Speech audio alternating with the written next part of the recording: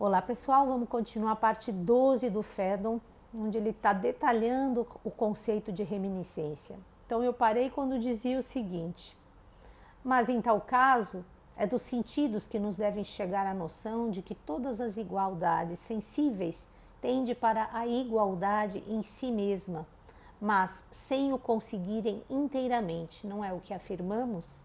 É sim. Deste modo, portanto, antes de começarmos a ver, a ouvir e ao fazer o uso dos nossos outros sentidos, foi necessário que houvéssemos conhecido o que é a igualdade em si mesma, para lhe referenciar as igualdades que captamos pelos sentidos e ver que todas elas aspiram a ser como essa igualdade, embora lhes sejam inferiores. É uma consequência necessária daquilo que foi dito, Sócrates. Ora, logo desde o nascimento, o começamos a ver, a ouvir e a fazer uso dos outros sentidos? Com certeza. Mas necessariamente afirmamos nós, antes disso, tomamos conhecimento da igualdade? Sim. Parece, portanto, indispensável termos possuído esse conhecimento antes de nascermos. Assim parece. E aí ele volta aqui para a defesa da imortalidade da alma. Veja que raciocínio, né? Que lógica bela que ele vai fazendo para depois voltar naquilo que ele tem defendido desde o início. Por conseguinte, se adquirimos este conhecimento antes de termos nascido, e se nascemos já com ele, também já conhecíamos antes de nascer, e ao nascer não só a igualdade, o grande, o pequeno, mas também todas as noções da mesma natureza.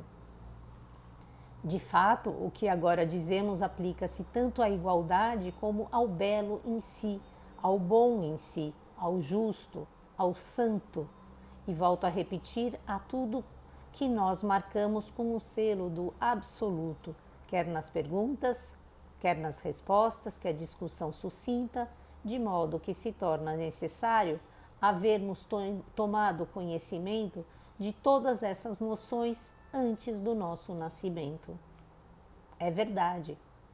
E se depois de havermos tomado este conhecimento não o esquecêssemos de cada vez, possuí-lo-íamos sempre desde o nascimento e guardá-lo-íamos durante toda a nossa vida. Saber com efeito não é senão guardar os conhecimentos uma vez adquiridos e não os perder, pois aquilo a que chamamos esquecimento não será, símias, a perda da ciência. Que belo isso! É isso com certeza, Sócrates, respondeu ele. Por isso, né, gente, que a busca, né, a filosofia, o amor à sabedoria é a busca desse saber que já sabemos que está dentro de nós, mas que temos que buscar uma vez que estamos adormecidos. É lindíssimo isso. Mas se nós, como suponho, perdemos ao nascer os conhecimentos que havíamos adquirido antes de nascer, e se for pela aplicação dos nossos sentidos aos objetos em questão, que readquirimos os conhecimentos que anteriormente possuíamos, não será verdade que aquilo que chamamos aprender é readquirir uma ciência que nos pertence? E se dissermos que isso é rememorar, não estaremos a empregar a palavra justa? Certamente que sim. Já vimos de fato ser possível, ao captar uma coisa pela vista ou pelo ouvido ou por qualquer outro sentido, que essa coisa leve a pensar numa outra que tinha sido esquecida e com a qual ela estava em relação, fosse semelhante ou não.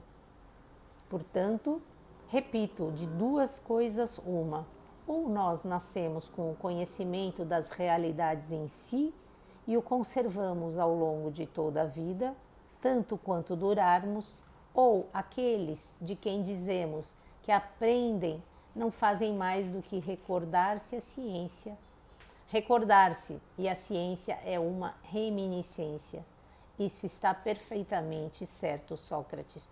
Um parênteses aqui, por isso a importância da humildade, né? Que não somos nós que estamos fazendo a obra, nós estamos acessando essa obra e trazendo essa obra para esse plano no mundo manifestado, sendo um canal, mas nada é nosso, por isso a humildade disso, né, de fazer com que a gente seja um canal cada vez mais puro e desimpedido para a busca e para a entrega daquilo que já é belíssimo. Então, das duas alternativas, Símias, qual escolhes? Nascemos com conhecimentos ou recordamos-nos posteriormente das coisas de que antes tomamos conhecimento? Sinto-me incapaz, Sócrates, de fazer imediatamente essa escolha. Pois bem, faço-te uma pergunta em que podes fazer uma escolha e dar a tua opinião. Um homem que sabe pode dar a razão daquilo que sabe ou não pode? Pode forçosamente, Sócrates, disse ele. Também te parece os homens possam dar a razão dessas realidades de que há pouco falávamos? Bem desejaria que assim fosse, disse Símias, mas receio que amanhã, por esta hora, já não exista no mundo um homem que seja capaz de o fazer convenientemente. Falando aqui, lamentando a morte próxima de Sócrates, né? Portanto, Símias, disse Sócrates, não crês que todos os homens conheçam essas realidades? De modo nenhum. Então recordam-se daquilo que anteriormente aprenderam? Necessariamente. Em que tempo adquiriram as nossas almas o conhecimento dessas realidades? Não foi com certeza depois que nos encontramos sob a forma humana. Não, evidentemente. Foi antes, portanto. Sim. Por conseguinte, Símias, as almas já existiam antes de estarem sob a forma humana, separadas do corpo e na posse do pensamento? A menos, Sócrates, que houvéssemos recebido tais conhecimentos na altura do nosso nascimento, resta-nos ainda esse tempo. Muito bem, companheiro, mas em que outro tempo os perdemos? Não nascemos com eles? Acabamos de concordar. Perdemo-los no próprio momento em que os recebemos? Ou és capaz de indicar um outro tempo? De modo nenhum, Sócrates, inadvertidamente disse um disparate. Olha a preciosidade dessa lógica que ele vai construindo, né? Na medida em que ele diz, algumas pessoas têm isso, esse conhecimento, outras não têm. Então, como é que é isso? Todas têm esse conhecimento, todas não têm esse saber anterior? Se algumas não têm, por que não têm, né? Foram agora que aprenderam, foi antes, e aí ele vai investigando, inclusive, né, essa questão da alma e essa questão do tempo e como é que se nasce, né? E como é que se morre, né? E o que realmente fica, de onde que vêm as coisas, né? Muito interessante. Vamos continuar mais um pouquinho. Eis, portanto, o ponto onde nos encontramos, Símias, prosseguiu Sócrates. Se realmente existem essas coisas de que estamos continuamente a falar, a beleza, o bem e todas as essências desta natureza, se referimos tudo o que provém dos sentidos a essas coisas que nos parecem existir antes de nós e que já nos eram próprias, e se comparamos isso a elas, torna-se absolutamente necessário que, tal como elas existem, também a nossa alma exista e anteriormente ao nosso nascimento. Mas se elas não existem, cai pelo chão o nosso raciocínio. Não será assim? Não será igualmente necessário que essas coisas existam e que as nossas almas tenham existido antes de nós? Que se aquelas não existem, também não existem estas? Na minha opinião, Sócrates, isto é espantosamente exato, disse Símias. Trata-se realmente da mesma necessidade e a tua argumentação vale-se muito a propósito da estreita relação que há entre a existência da alma antes do nascimento e a essência de que falas.